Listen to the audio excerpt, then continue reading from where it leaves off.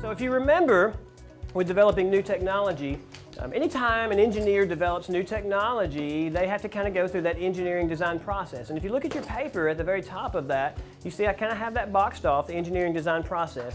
And so the first step, kind of like the scientific method that we go through, is the first step is you have to identify a problem. And then after that, once you identify a problem or a need or something like that, then you design a solution. And that's what engineers do. They design solutions. So looking at the second step there, you see it boxed off on your paper?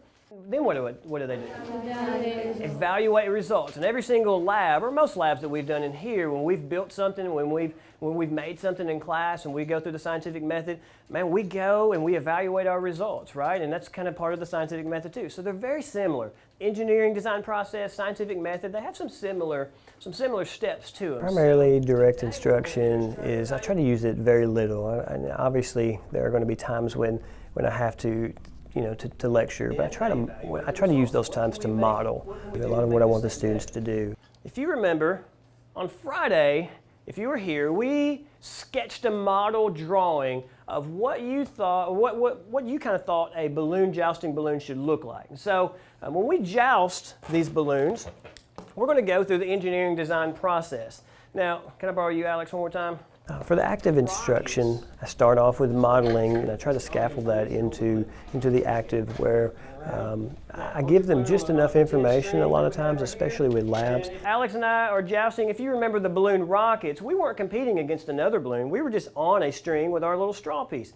And as we have potential energy filled up into the balloon right here, when we release that kinetic energy, which is energy in motion, travels, boom, boom, boom, boom. But here's where the jousting part comes in, and this is where the big challenge is going to take place. Okay, so we have these bamboo skewers, and so Friday, if you remember, we kind of drew a sketch of where would the best placement of these go if we were trying to battle against another balloon.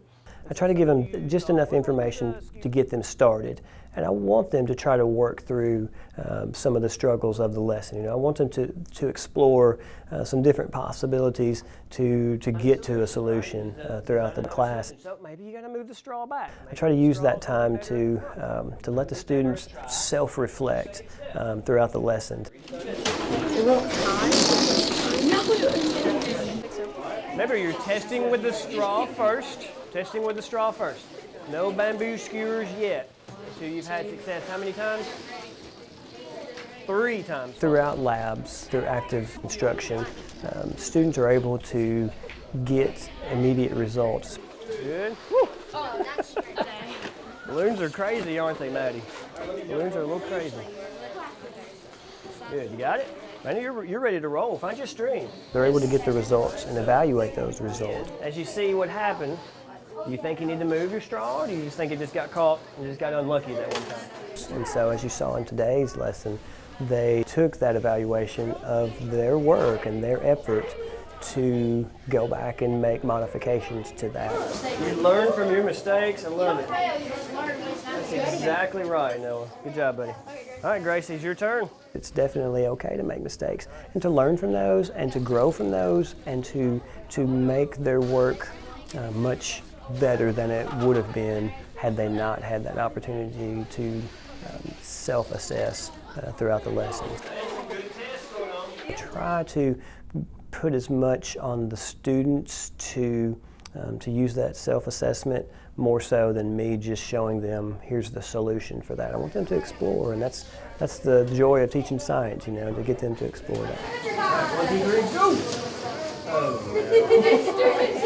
The work products that I enjoy using for the students are the ones where they are responsible for the majority of the work. I like to get them started, and so today's lesson, I started them out with a question/problem, which is the first step of the scientific method. You always start off with a question or a problem. And then when you get to the hypothesis, the students then can start to internalize, can I make this work? That process, that thinking process or thought process begins to take place. And so they begin to kind of assess themselves to see if this is something that they feel confident in doing or not. All right, so what do you think happened? Okay, so... You think you need to make... I'm sorry? Change. That was one. So what do you think happened? Why did it not go 9? The straw, maybe in the wrong place, you think? Maybe the thrust is not pushing it even with... That's right, good job. Good job. All right, so again, just like an engineer, man, just go back to that step 2, redesign. But it's interesting to see the finished products that students come up with and the solutions of how they solved certain problems, you know, in class and how they came up with that solution. Sometimes they received help from a partner, a lab partner. Sometimes they solve it on their own. Sometimes, you know, they need a little bit of guidance along the way. But the finished product that I enjoy using are products that are mainly self-driven by the students. Ready? 1, 2, 3, race! Come on, come on, come on, come on, come on, come on, come on. About 8 feet. You made it to